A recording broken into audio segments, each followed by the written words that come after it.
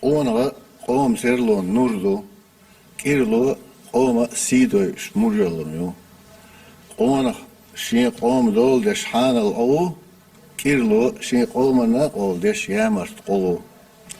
Къонаш дин дик наа дүйц, цәр шашса дүйц. Кирлошы цедендер дестой дүйц. Қонахи сүйім эли бу, үш иеца бохкалур бац, цәр дош duysa bir şey lamsanç oldu. Kirloydoş duy bir şey lokkurksan destu.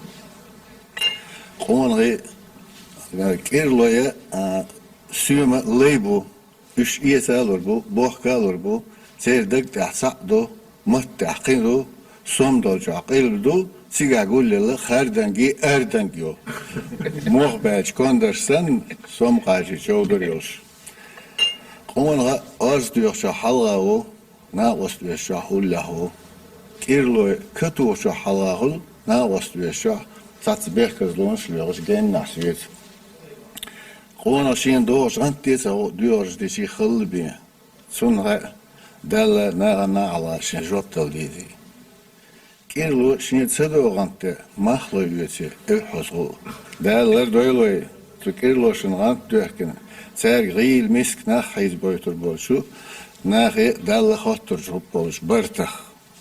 Амин. Қонаша гил чан одирду, бу беш дузурду, ба оғарцо тасерчах, уз безімсе беш ба она вершір бу, харц она мастахир бу.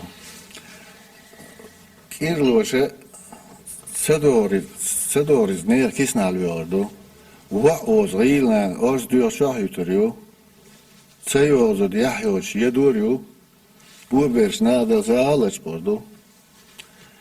Нега хал кертах оной бела махке дигдорду, хал кертах кирлой бела махке бал бусурбу. Қонаш ди индика